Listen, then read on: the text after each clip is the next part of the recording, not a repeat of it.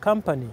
So that partnership was forged, and we always have periodic, missions that come together to look at any issues, challenges that have come up and try to solve them. But on the ground, we also have people. NEMA has a staff right here in the park. We have our staff. Talo has their people who are constantly talking on a technical level, and any issues that need policy, that need strategy, then come up, and we always meet as the top people to work through these programs. We follow the environmental impact assessment because that is the main document that recognizes the challenges but also provides solutions on how those can be bridged without affecting our wildlife and our ecosystems, the environment, the habitats for those wildlife.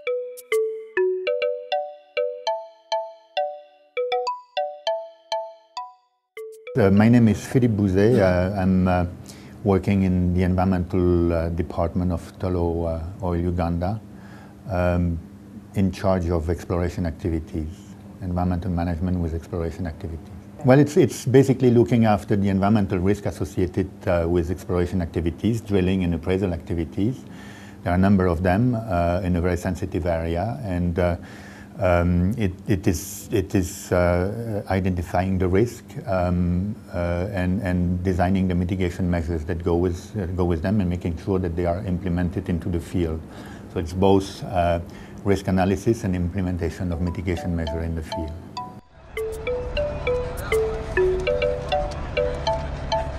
In a bid to show the public how NEMA alongside the oil companies were working together to protect the environment, NEMA invited members of the media on a 4-day tour of the Albertine Graben.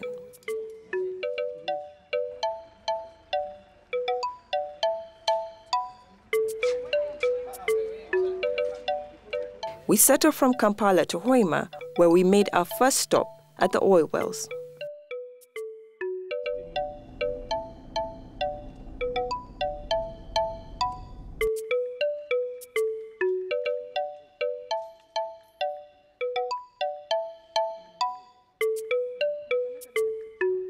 For the area that we are talking about, for the oil and gas program, all the activities, be it seismic, be it exploration, have been subjected to an environmental impact assessment.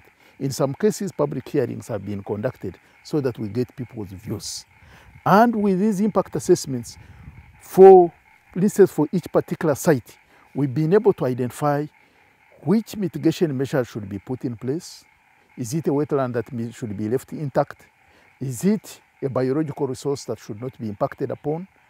Additionally, actually, we have also prepared a sensitivity atlas for the entire Albertine Graben. We started with an atlas for a smaller area, and now we have now a second edition which covers the entire Albertine Graben, indicating the sensitive areas that must be looked at carefully before exploration and later on development can be done. We have got what we call the executive committee, which consists of the heads of institutions, Uganda Wildlife Authority, Petroleum Department, Directorate of Water Resources, Fisheries, and so on. And this committee at that high level is chaired by the executive director, which committee provides policy oversight. Then below that we have a technical committee, a multi-sectoral committee, which goes in the field. And then we have a local committee of the various districts involved. So all these provide information, and we are informed all the time. So we know what is going on, and nobody can take advantage of us.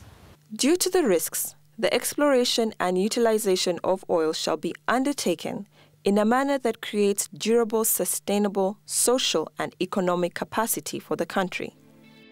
These resources, in spite of the risks, have the incredible potential to benefit the country and transform Uganda.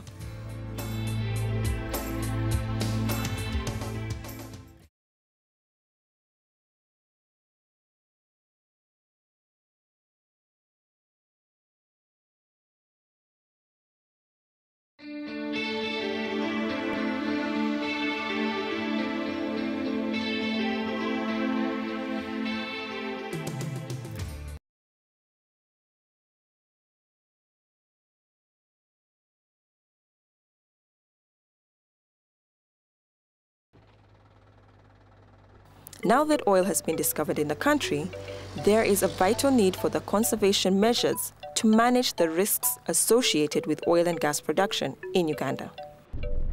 To achieve the successful execution of these mitigation measures, Uganda needs a good policy in place, an institutional and legal framework in which all the stakeholders exercise their duties and responsibilities. Each group has a vital part to play. Oil companies are required by NEMA to perform an EIA, Environmental Impact Assessment Report, for each potential oil well site. An EIA is the process of identifying, predicting, evaluating, and mitigating the biophysical, social, and other relevant effects of development proposals prior to the major decisions being taken and commitments made. EIAs are unique in that they do not require adherence to a predetermined environmental outcome, but rather they require decision makers to account for the environmental values in their decisions and to justify those decisions in light of detailed environmental studies and public comments on the potential environmental impact of the proposal. How have the risks been mitigated? According to Tullow Oil, they have by working closely with the key agencies, NEMA and PEPD, to support the development of oil and gas in a sustainable manner. Waste management is a matter of importance to both the oil company and NEMA. Environmental risk management practices that are applied to all the activities and to all phases of the project and operational life cycles in accordance with the company's risk management procedure. Maintaining effective communication in relation to environmental matters. To incorporate a crisis management plan, an effective emergency response organization in Kampala and at all remote sites. I think here we can take an example of Norway. You know, here we have got an oil for development program with Norway. I'm sending a team of people which will be led, I think, by a permanent secretary of water and environment, consisting of the relevant department, to go and see once again how Norway has been able to do it without having a negative impact on the environment.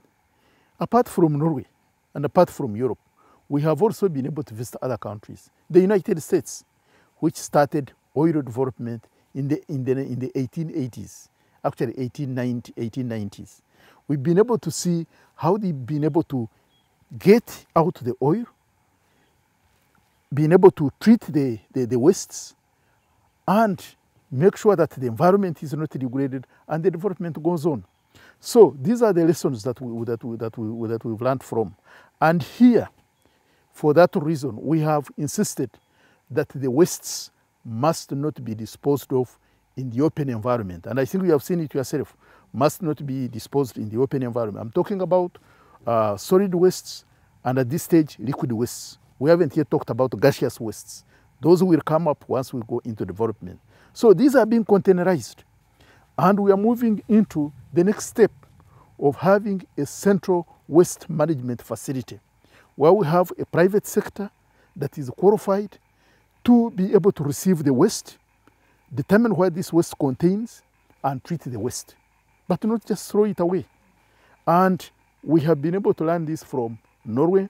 We've been able to learn this one from the United States, specifically Texas, in the Houston area, and also Louisiana.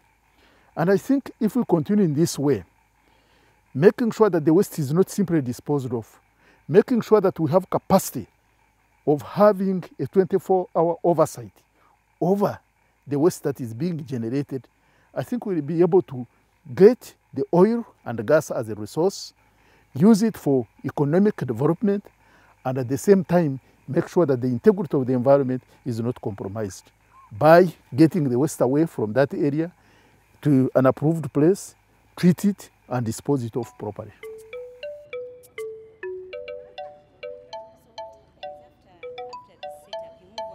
There are already measures that are being undertaken to ensure that the oil impacts are minimal to the environment. For example, the EIA process. And we are lucky the oil industry came into the country when the EIA process was already entrenched in the regulatory framework of the country. If that was not already in place, I don't know where I would be now. But all these activities that have taken place have been subjected to EIS and mitigation measures provided and adhered to. So that's one measure. We are putting in place a strategic environmental assessment that will look at the entire Graben and the cumulative impacts of the oil industry and propose mitigation measures. We have put in place sensitivity atlas together with NEMA, which is guiding the sensitive areas where we have to take extra care in protecting the environment. This atlas is a working document and will be updated from time to time. We are putting in place oil spill contingency plan that will mitigate the oil spills. The companies put in place waste management plans, which they are adhering to, and we as government institutions are putting in place monitoring indicators to inform all the institutions what they should look for when they are monitoring the impacts accruing from the oil operations.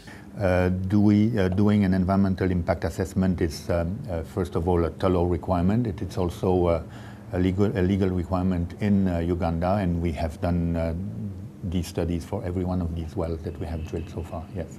And the process, the legal process is such that the final product is submitted to the government agencies, to NEMA in particular. It is reviewed by the stakeholders, they make their comments. The comments are obviously integrated into the EIA itself, into the mitigation measures, and it's on the basis of a final document that we obtain a permit to proceed with the activities.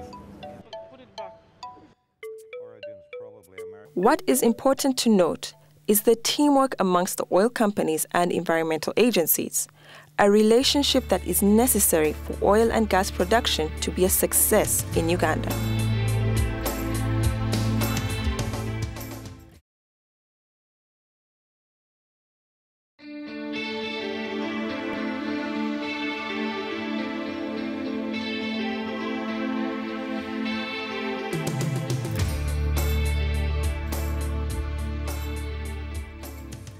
Our journey took us from Hoima to Bulisa. In Hoima, we were taken to one of the sites that both Tullow Uganda and NEMA, alongside Uganda Wildlife Authority, consider a success. The oil well is located offshore with the oil drill onshore.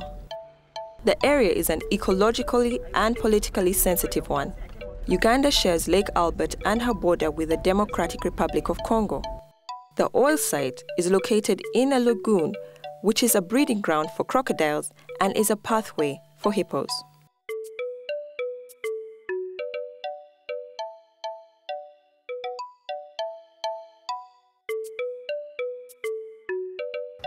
Where we are now, this is called the Angara Spit. It's a piece of land getting into the lake. And why they had to do whatever they did here was to ensure that the environment is not disturbed.